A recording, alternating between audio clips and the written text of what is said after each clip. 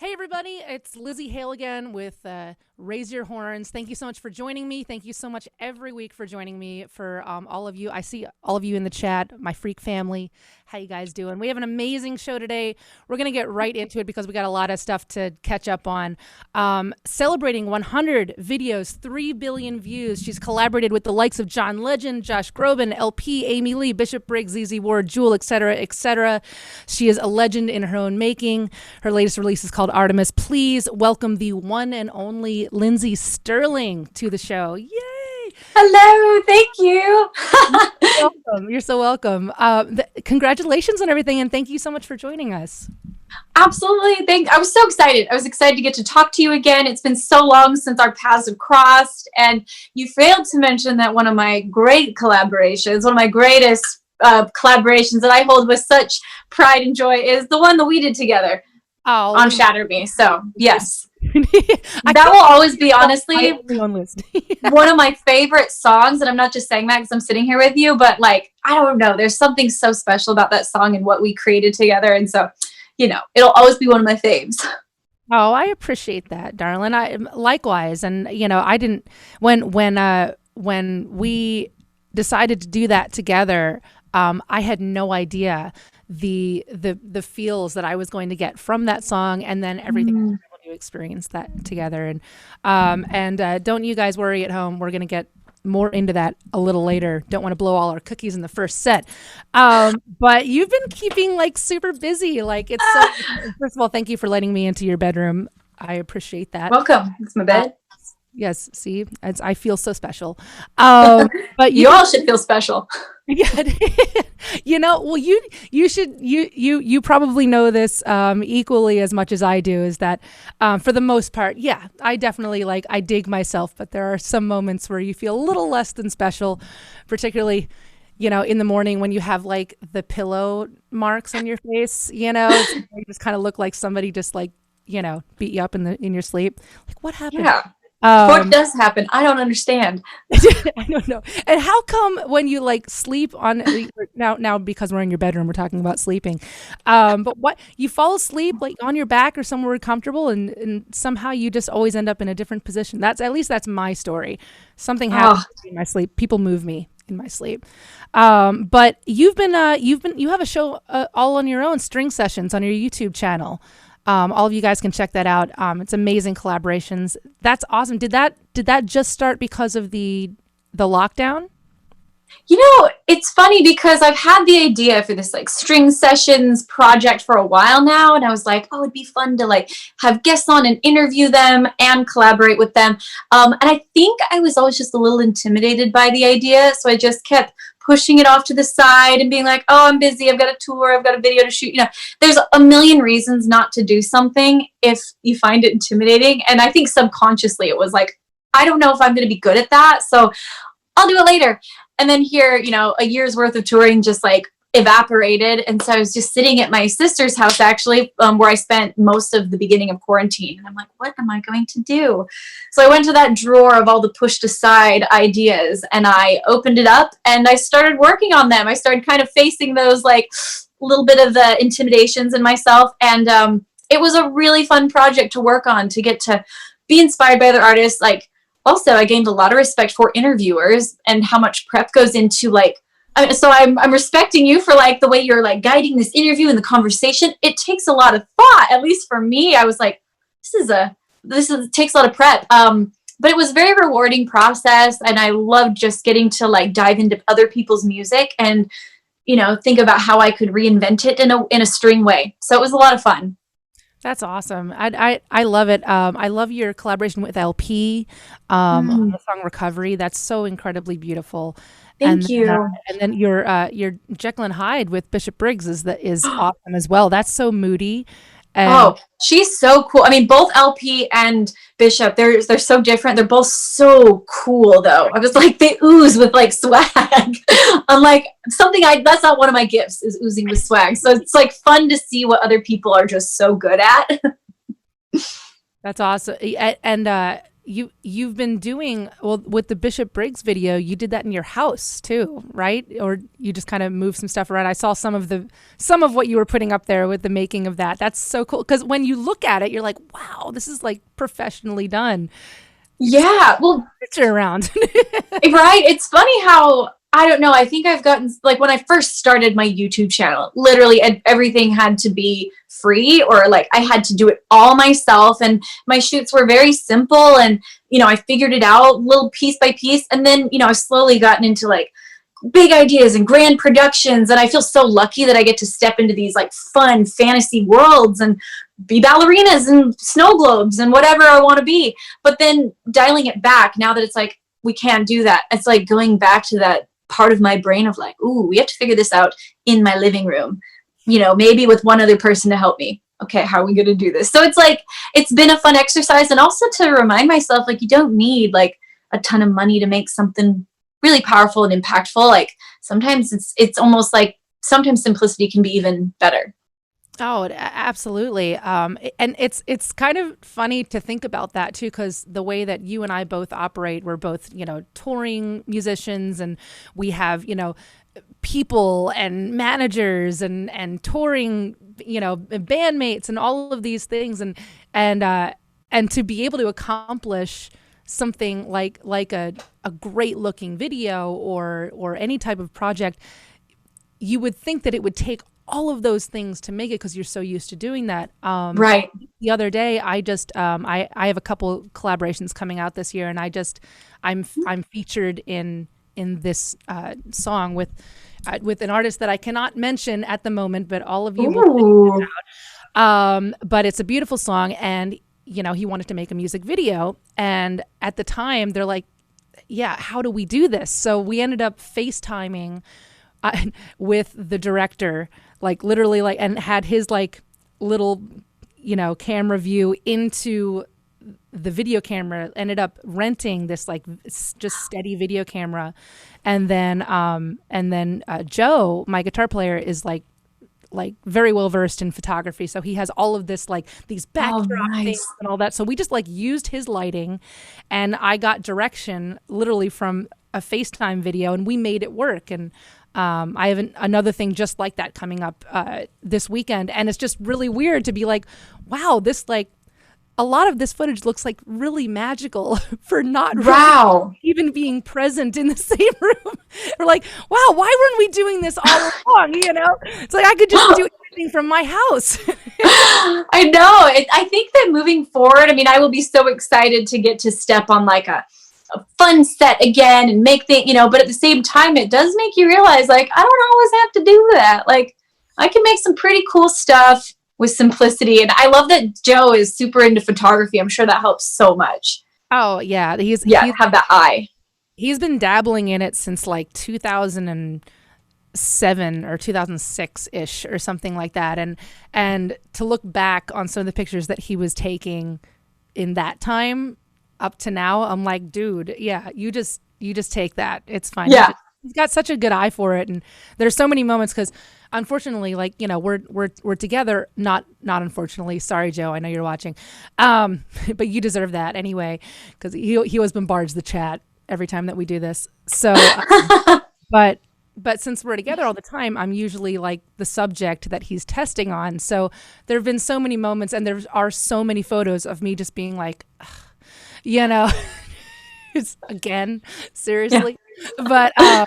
But no, it's definitely like paid off, especially because of this lockdown and just having that other brain, to help with all of that. Actually, I'm borrowing one of his lights right now because it was a little dark down here. So, but what else have you been up to besides the string sessions? Like, are you writing? Or what other things are happening to you during this crazy time?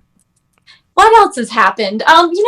I feel like I have done some writing. I'm actually starting to work on a meditation album. Another one of those ideas that just never got to. Like, literally, I just opened up that drawer of haven't had time for you, but I've always wanted to do you. And so, yeah, I'm starting a meditation, probably an EP.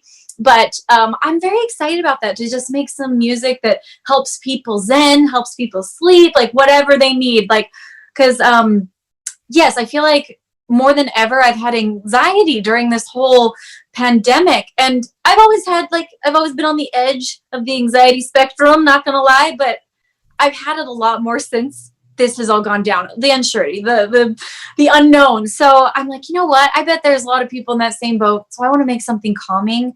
So I'm very excited about that. I'm also dabbling in starting a makeup line, which is something I've wanted to do for a long time. Like so far out of the spectrum from what anyone would expect from me, I'm sure. But yeah, it's so again, it's just been nice to like do things out of the ordinary. And spending a lot of quality time with family was so nice. Like that was probably, I think, the wisest way I spent my time is 4 months of interrupted time with family. I haven't had that since I was a teenager, you know, since I moved out to go to college and, you know, getting to play with my nieces and have game nights and make family dinner every night. I was like, oh, this is a pretty good thing. Like this is something that I want for my future. And it just reminded me of how unbalanced for myself. Like everybody has a different balance that they need. And I think I've been pretty unbalanced for a long time as for what things actually make me happy. And so it's been really good to like realize that. That's awesome. And I think that's true for most people, especially, you know, between the two of us, you know, we've been doing this thing that has defined us for many, many years. And I think that after a while, you think that those same things that are going to make you happy are going to fill, you know, all of the holes, you know, they're going to fill all of the holes inside of you. And I think that over time, it doesn't. And it's not that I know that I go through that where these ups and downs were just like, I love being in this band. I've been in this band since I was 13. I love being a musician. I love writing. I love every aspect of this business. And I'm so happy and proud to be where I am at.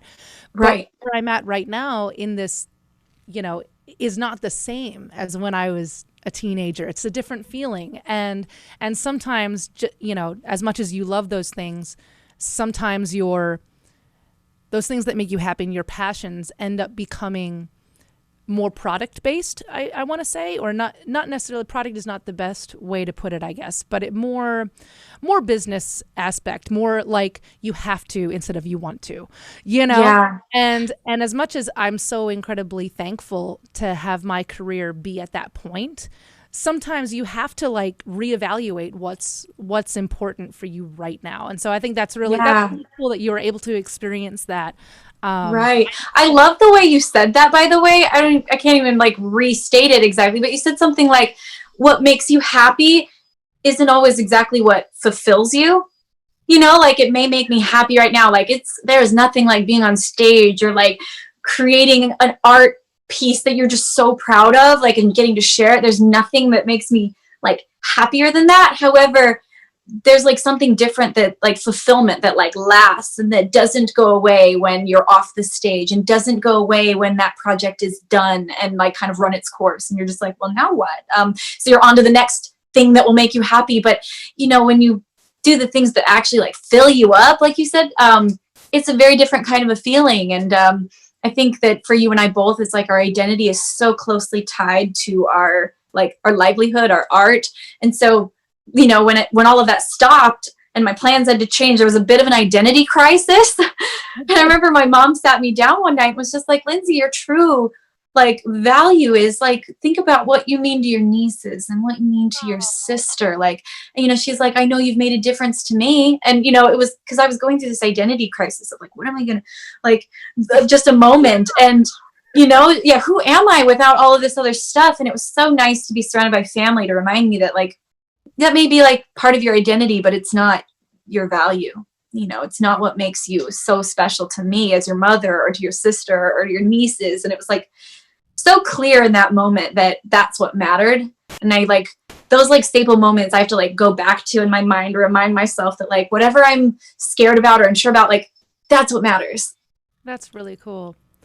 And I think that a lot of not just musicians, but anybody that has been carving out their own path for a long time has gone through that. And that's such that I feel like that's so important what you experienced, you know. And I think that it's also important for fans, you know, who, whether you're watching here today, you guys, or otherwise, to understand that about certain artists, because I know that there are a lot of, you know, fans and people that just kind of want you to be whatever it is that they want you to be, or that whatever they recognized, you know, and so Right. fans have a hard time with the deviation. Like, well, why are you doing this project now? Why are you, you know, I got to talk to Rachel Bolan from Skid Row, and he has started making his own soaps.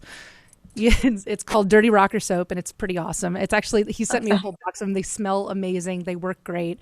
But it's funny because it's like, he's like, yeah, I never thought that I would be like into soap, but I'm like, dude, you have to just do you and go after whatever you're passionate about. Yeah, I love that. You know, and you grow as a person, and that's part of life. You know, you can't just stay within that box, you know, especially considering, right. I'm sure early on, you know, music was more of a hobby's the wrong word, but like more of a an escape. And as much as it still is an escape, there's this attachment to it too, or it's like, well, you know, if you don't do it, you know, it's not just like I dabbled in painting and now I put down the paintbrushes. It's deeper than that. Right. But yeah, but you have such a unique style, all your own, though, and that's what I love about all your collaborations. It feels like you can just kind of put yourself, you can, in whatever form that you're passionate about at the time, whether you want to be a pirate or you want to be a princess. Love being a pirate.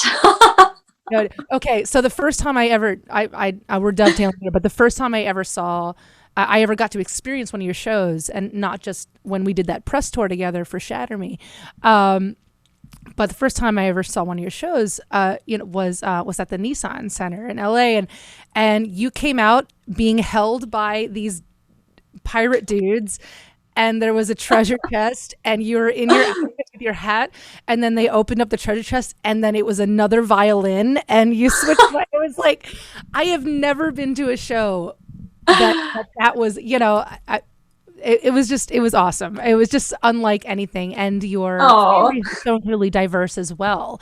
You know, it's kind of like all the little pieces in your mind that you're excited about. All of your fans recognize with each one of those characters, which I think is really, it's really cool in a beautifully like cultish way, you know. Yeah, you know, and I remember the first time I started to really tour, you know, you never quite know who's going to show up once you start doing like big tours. And, you know, because I grew online first. And so I was like, I'd see the numbers, but I didn't know what any of those numbers or faces or people looked like, you know, except for like a demographic bar, which is very different than stepping onto a stage and seeing suddenly like, oh, this is who's behind the screens. You know, these are my people. And it was so fun to see, you know, little girls in tutus and raver kids over here spinning their glow sticks, and an old couple, like elderly couple dressed up all nice as if they're going to the theater because it's a violin concert. Like, it just blew my mind of like, oh my gosh, I love you so much. And I don't know if you feel the same way, but when I get on stage and I look out at the audience, and especially looking into all these faces that I've never met, and, you know, you're connecting with them through music, I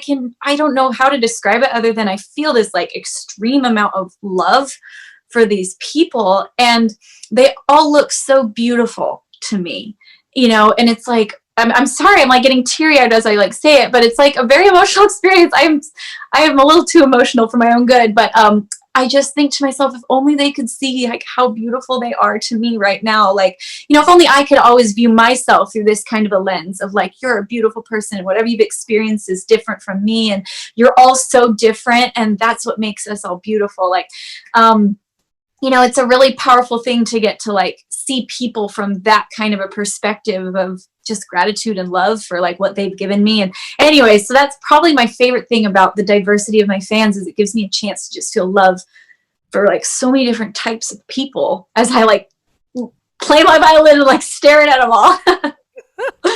Oh, that's all. You're getting me misty now. No, that's amazing, and you do have that love for them. Like, and I see that in everything you do. You have nothing but the utmost respect and gratitude, and something that we talk a lot about on the show inadvertently. It kind of happens almost all the time. Is the notion and the fact that if you're in a crowd of people for any type of musical situation, any type of genre, there are all walks of life. It's not just one type of person, and even Yeah.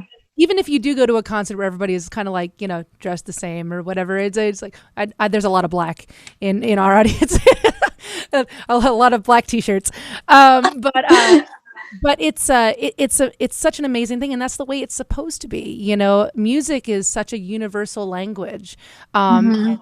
and so no matter where you come from or your walk of life or your skin color or your age group, or it doesn't matter. You're all the same at the concert, and you just Yes. such and you have always exuded this message of unity and loving each other, and you glow with that, and Oh, thank and you. again, but you pepper in this just amazingly fun time in your shows. What goes into preparing for a tour like that? Do you end up, do you have like a sketchbook of like all of your fantasies? Like, oh, let's I'm do. very much like I love to feel things and like do things with my hands. So I'm very much like sketching pictures, drawing stage ideas. And also sometimes I'll just, if I'm having a stuck moment, I'll like wander through Pinterest and just look at inspirational pictures and go down rabbit holes and put things into like inspiration folders. And, but basically I always have like, I guess kind of a threefold goal whenever I'm creating a show. One, I want my audience to be, I don't want them to have a second to get bored. Like I think of it in the same way that maybe I can sometimes be a little entertainment ADD. Like I want to, I want to keep them on their toes, and I don't want them to expect what's coming next. They're not going to expect for a pirate chest to come out. And I mean, I guess they will now, after being to one of my shows, they will, but I'm like, suddenly we're ballerinas and suddenly we're pirates, or other times it's loud and then there's soft moments. Like I just want to kind of keep people going on this journey of like spectacle. I love props. I love dance. Like it's like if the violin could meet an EDM show in a theater. That's what I want to convey to people. And then I also want to take people emotionally on a specific journey when they come in. At least like let them all do their own journey, but I always kind of have my intention of where I at least have a platform of this is how I feel when I play the songs, and hopefully you come somewhere along and meet me in the middle where you're feeling. And I remember the Brave Enough tour, I wanted it to end on this huge high, like after kind of going through this like emotional dip in the middle. And then our last tour, I wanted it to end in a more like, just a more sensitive moment of like introspection. So every show, I just want people to feel something and be entertained. That's kind of my twofold mission. That's awesome. Well, you definitely do, and I know that my short stint we did a small press tour. Man, this is so many years ago. Was this 2016 ish? Maybe, I yeah. think ish, yeah. 16, 17. Mhm. It's funny. I have like all of these dates for you, but I don't have anything for myself. It's like, when was I involved? So for those of you who don't know, Lindsey was so amazing to ask me to sing on a song of hers years ago called "Shatter Me," and I got the track, and I just absolutely loved the track, and I didn't know much about you at the time, and I had to do my research, and I'm like, oh no, this chick is awesome, like absolutely, I love saying yes to adventure, so it's like, yeah, absolutely, we have a violinist who also dances and plays EDM music and writes all this crazy stuff. I'm like, yeah, I'm in. What any of that would I not be in about? So I ended up flying to LA and sang the song, and you were so amazing, and you were like there, which is awesome. Like, for most of like the long distance like collaborations that I've done, it's usually I'm doing it on my own, or like there's like a studio that like on the road somewhere that like I end up recording it and then you send it in. But I was like just so pleased that you were there and we got to like meet and I got to really like hear your vision. And one thing that I absolutely admired about you, because you never know in this business, we had never met, is that from the absolute hello, the first moment that I met you, you were the boss lady, as in like, sometimes that doesn't happen. Sometimes you're collaborating with an amazing artist, and even though they're an amazing artist in their own right, they need those people around them to kind of be in charge, and then they just get to be the artist. And you were just hands on and just knew exactly what you wanted, and you were directing me actually as to vocally as to, oh well, we definitely need to have this moment here and have this moment here. And I just thought it was a beautiful thing to be able to collaborate, but also be directed by the artist in her own vision. And so I was extremely impressed by that. And thank you. I'm sure neither one of us knew, but like I absolutely had no idea the impact that song would have. And you and I ended up doing Good Morning America together. Yes, I don't know how you sang that at like 5 a.m. on no sleep, mind you, because I remember you had to drive in because your flight got canceled. It was insane. That was an insane story. So like we're on the flight to New York. I forget whether it was in between tours or something, but it was myself and Joe, and we're on the flight and we're sitting on the plane in Maryland, and it had landed something with the engine or whatever, and the pilot ended up saying, well, yeah, we're just going to be like grounded here. So if you can get like any other, we may or may not take back off, in a few hours. And, this is, I forget when this was. I think this was like 1 or 2 in the morning when this was happening. And because we are trying to get to New York. And so, oh my gosh. Okay. If we get like a rental car that like has like a big enough seat or whatever, like I'll just drive you in and you just like sleep most of the way and whatever, and we'll just make it there. So we like drove into the city, and yet because call was at like 4 a.m, like for sound. Yeah, and you made it for sound check somehow. You were there on time for sound check. I could not believe it when I heard the story. Joe is such a sweetheart, by the way. Like, what a trooper, both of you. He's the best. Don't believe that, Joe. He's listening. He's watching, I should say. But a great situation. And, Gavi was there. Jason was there. And he made me feel so incredibly at home.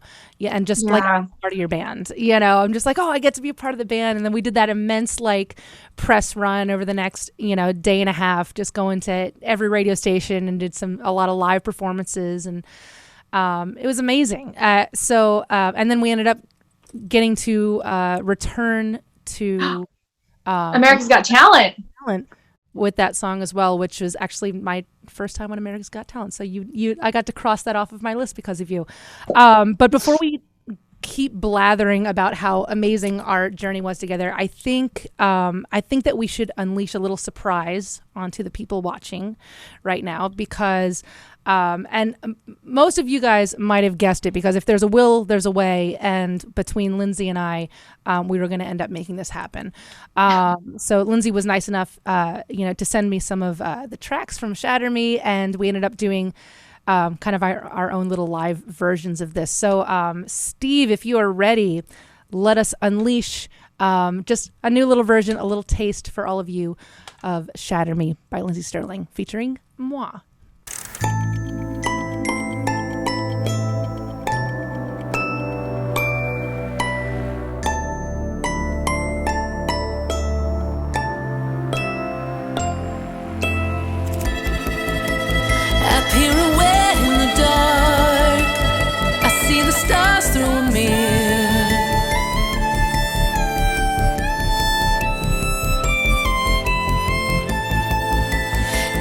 Mechanical heart beats till the song disappears.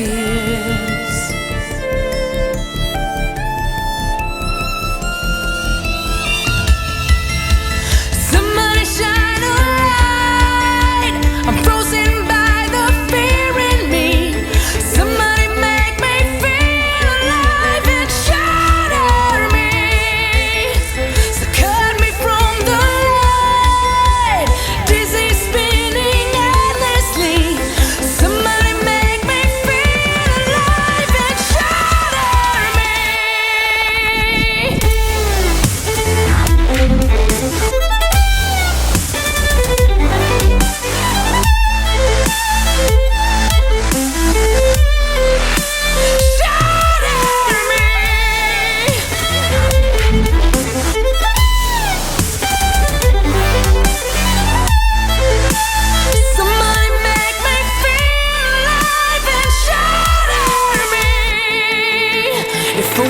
clockwork could speak, I wouldn't be so alone.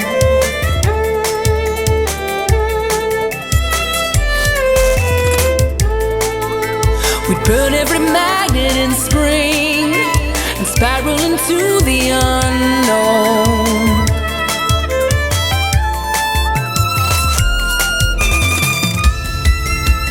Somebody shine a light. I'm frozen by the fear in me.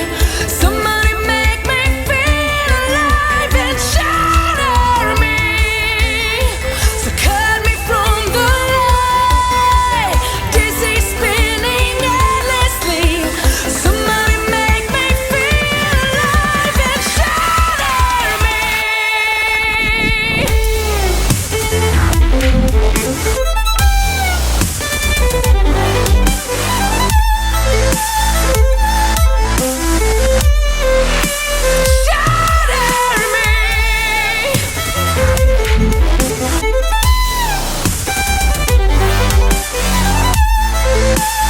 Somebody make me feel alive and shatter me. If I break the glass, then I'll have to fly. There's no one to catch me if I take a dive. I'm scared of change and the days stay the same. The world is spinning but only in gray. If I break the glass, then I'll have to fly. There's no one to catch me if I take a dive. I'm scared of change and the days stay the same. The world is spinning but only in gray.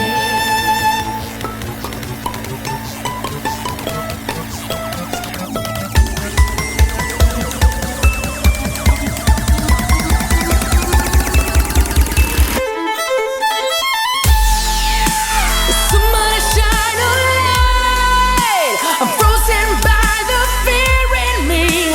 Somebody make me feel alive and shatter me.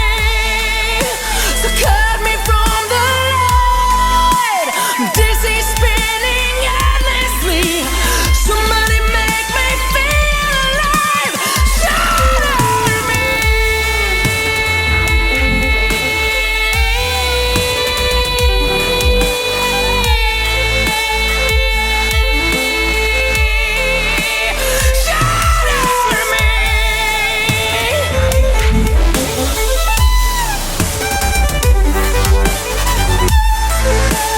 Somebody make me feel alive and shatter me.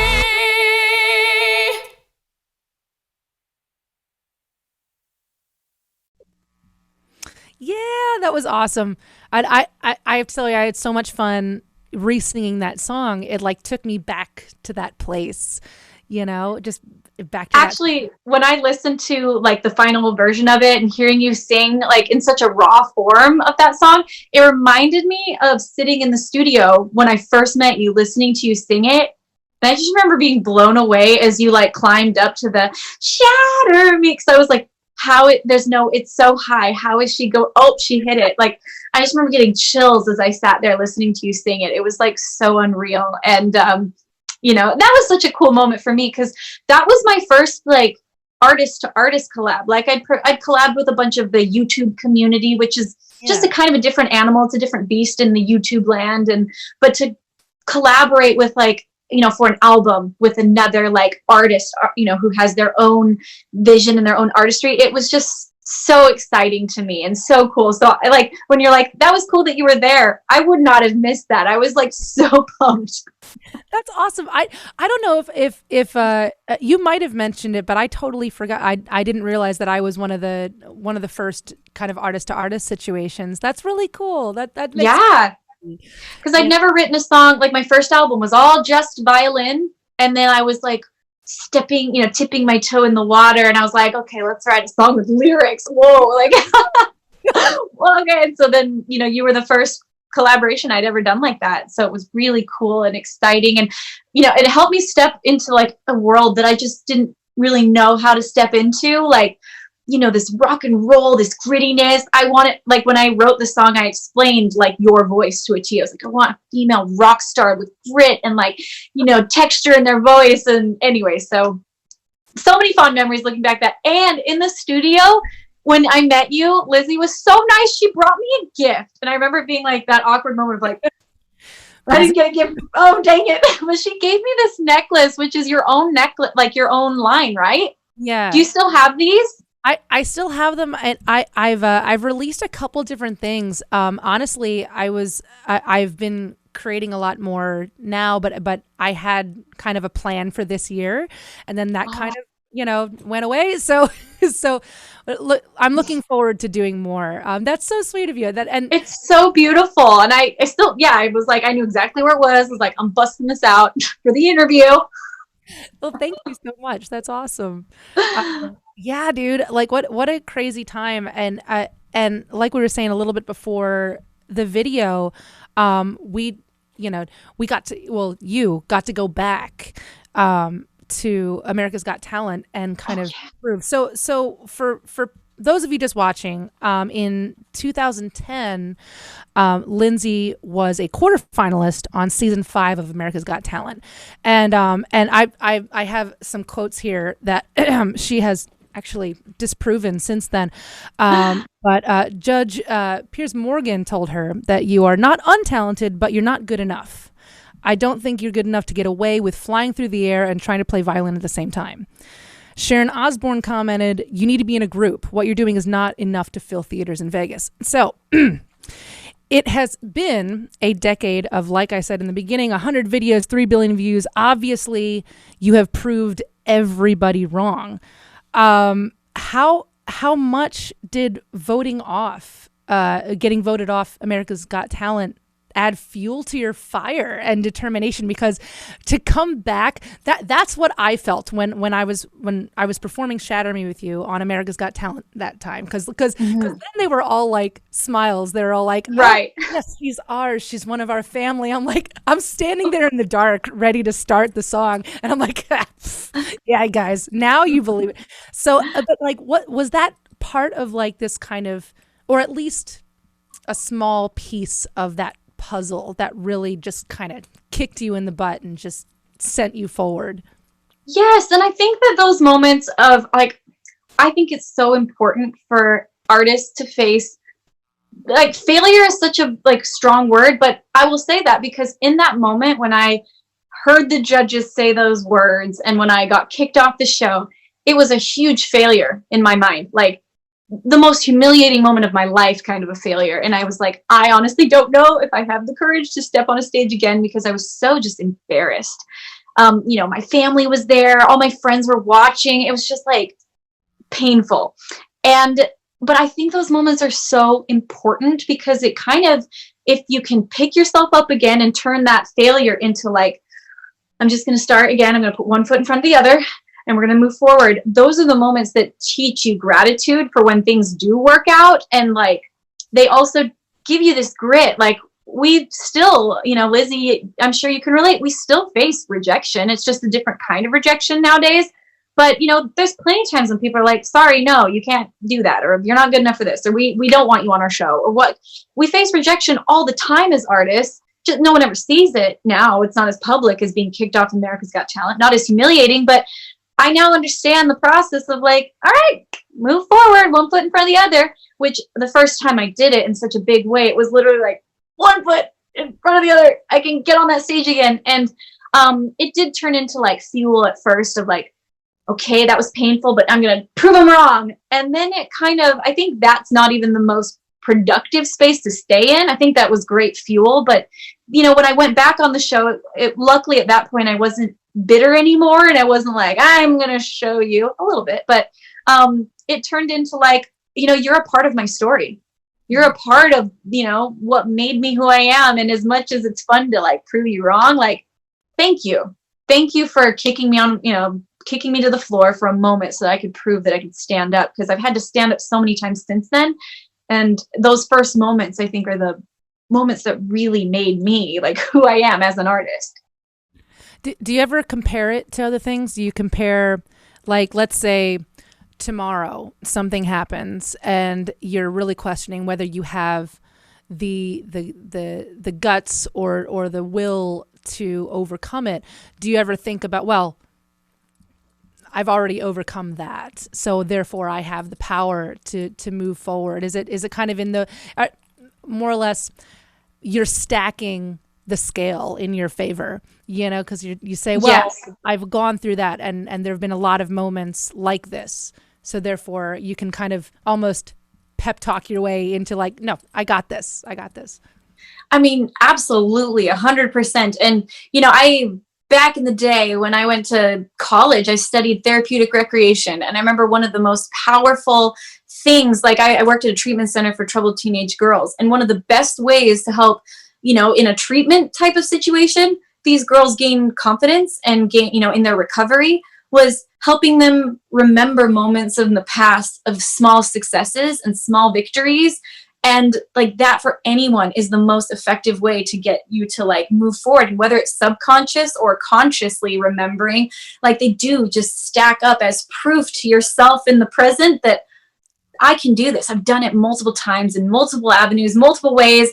I can stand again. And sometimes it is a subconscious thing. Other times I like force myself back into that. Like when I do get discouraged and I'm like, I honestly don't know if I like feel like I can step up to the plate right now. I don't know if I can. I'm going to need to take a while on this. It's like, okay, take a while, but let's go back and remember, like, I've done this before. What's the advice I give every time I speak to like teenagers or I'm on stage giving like my motivational moment? It's like, take a word of your own advice, like take a page out of your own book, Lindsay, and realize that failure is a part of the grand picture. And then all of a sudden with perspective, it's not a failure at all. It's not this, it doesn't become a bitter moment, or it's like, that was just a bump in the road. It was a part of the journey.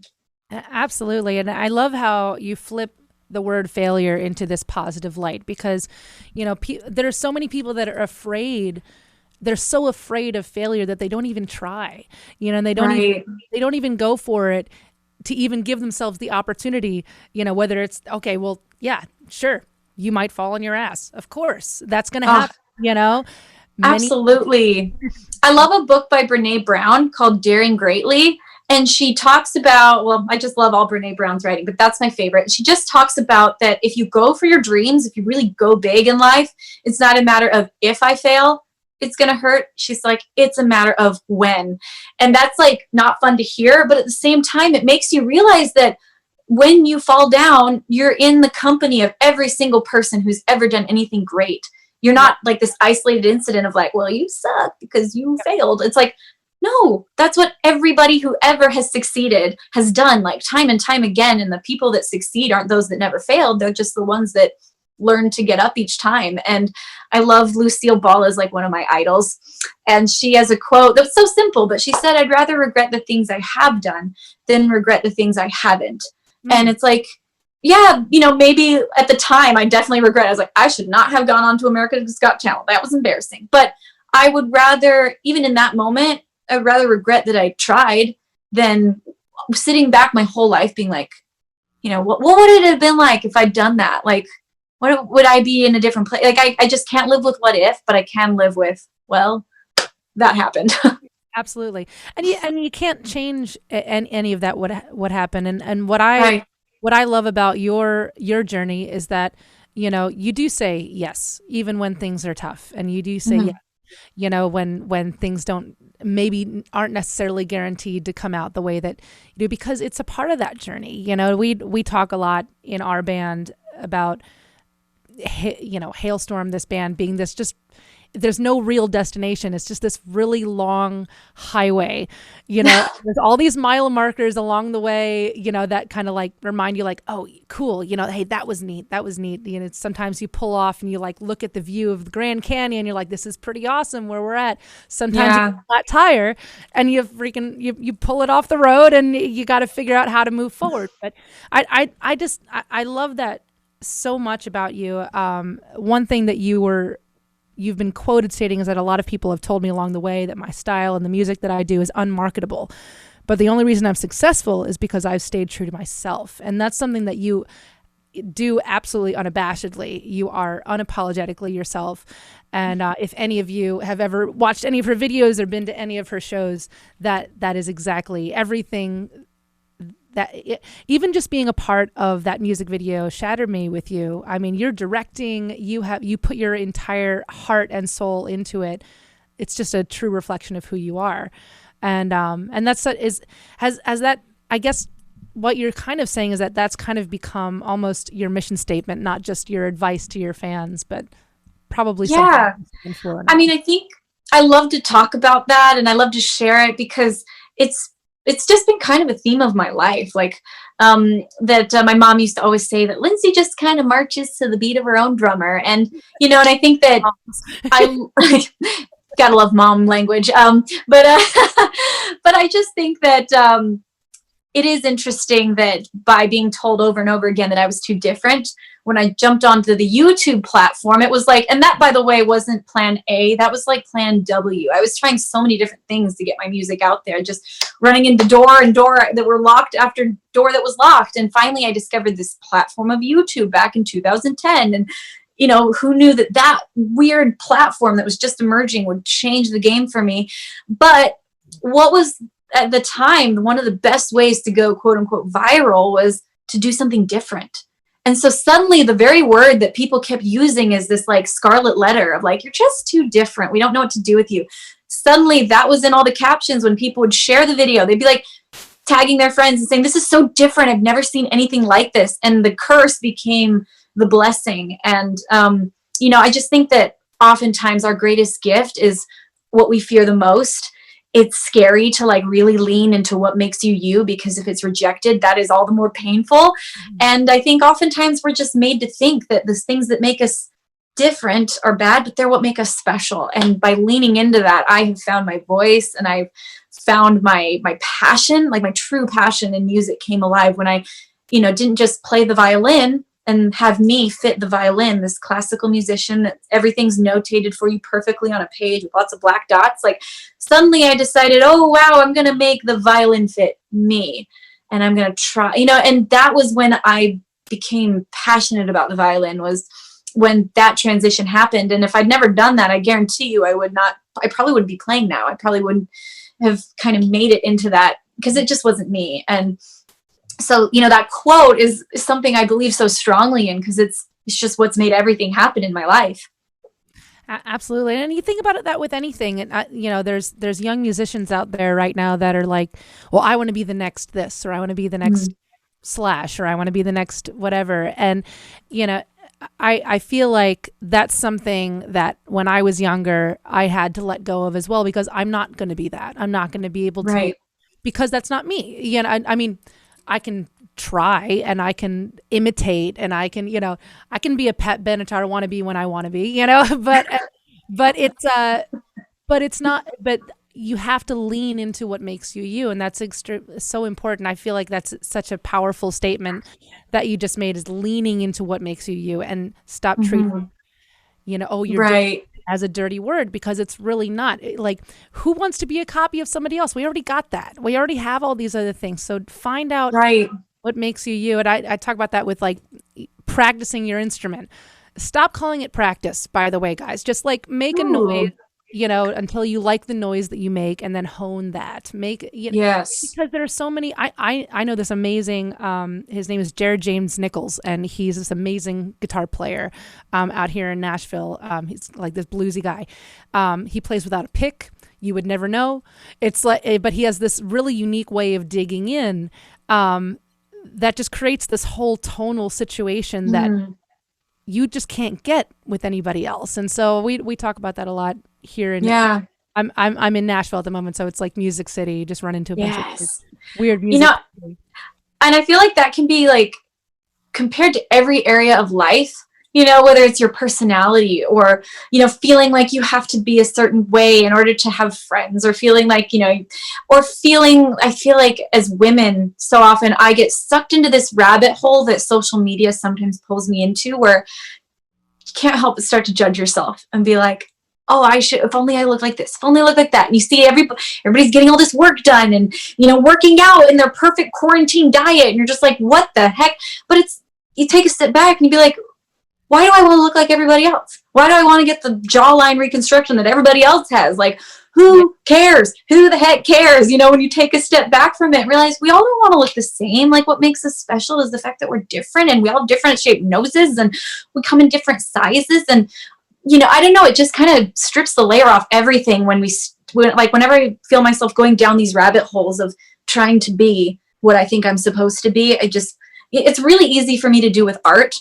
It's sometimes a little harder to do with just like myself. And so I like try to take a page out of that book again and just be like, no, like I'm not going to get sucked into these funnels and like spiral, but it takes a thought to like stop the spiral and just give myself some self-love. I don't know. Oh no, absolutely. And like I think it's really cool that you and I are talking about this, whereas there's people watching right now that everybody feels that way. And it's Everybody does. And just because, you have 3 billion views and it doesn't mean that you don't feel that way. It's important. It's important. And to know that, you have days where you're like, whatever is going on with my face or whatever, we all do. Absolutely. We all do it. And I don't, and you hear even, I love this TED Talk by a model where she's a supermodel, and she talked about how self-conscious she was about her body. You're a supermodel. And she said, it just doesn't matter. We're all going to self-judge and nitpick and to think that just because somebody is beautiful or, or their body is perfect, that we all feel that way. And again, kind of like that Brene Brown book saying, we're all going to fall down. There's a little bit of comfort in realizing that just because you feel those things doesn't mean they're true, because if this supermodel believes that about her body, yep, then, it's in the head, it's in the mind. And, especially Shatter Me was written about my battle facing anorexia, and this battle with I had basically covered myself in the shield of anorexia that made me feel like I was safe and made me feel as long as I stayed in this perfect bubble, then I would be okay. And, the whole song is about realizing that I had to break through these barriers and discover that I wasn't made up of this perfect porcelain shell that I thought was me. It's I had to break through it to find out that there was this soft, vulnerable skin underneath that could be hurt, but that was me. And that I would find so much more power and freedom by accepting that than I ever would behind a porcelain shell of perfection. And that was my own experience with that. But just to realize that everybody faces these things and they happen in our brains. They're not real. And there's a very huge difference between what's real, what I feel, that's real, but it's not true. Yep. And there's a big distinction of real and truth, and being able to separate them has been something that I have to continuously do. It's not like I left it behind when I beat anorexia. I left a big portion of it behind, but now I have to balance it for the rest of my life and figure it out sometimes daily and decide where I want to stay, where I want to be. That's so incredibly powerful. And thanks for sharing that, by the way. And just being able to just unpeel yourself, in front of people. And I know that it's taken you, a personal journey to get to the point where you're able to be, online talking about all of those things. And I appreciate you doing it with me, and because it's inspiring. Because as you're talking, I'm thinking about all the things that maybe even just in the past couple weeks that I've thought in my head. It's oh yeah, no, that actually doesn't matter. That part doesn't matter. This matters. So it's really neat. Yeah, but you are so lovely. We have a couple seconds here, but I just want to thank you for being on the show, and thank you so much for always being so incredibly kind to me, and you've given me so many opportunities since we collaborated together, just inadvertently. Help my snowball, push my snowball down the hill, and I appreciate that. And likewise, same here. Thank you so much. I love you dearly. I will always look so fondly upon the collaboration and the moments that we've had together. So thanks for having me on. Oh, of course. And I'm gonna end up seeing Amy actually tomorrow, so I'll tell her you say hi. And yeah, I guess in closing, after such a successful decade, what's next? I know you just released Artemis. What's the step here? Who knows? Who knows what the next step is? Okay. That's bit by bit, taking it day by day. If you can tell me that, then you've got a crystal ball. Well, either way, we're all in this together, and stay safe, and give my love to your fam. And I can't wait to see your face again in person. I know. Love you so much, Lizzie. Love you Mwah. too. Guys, that's our show. Everyone, please at home give Miss Lindsey Stirling a big round of applause and show her the love that she deserves.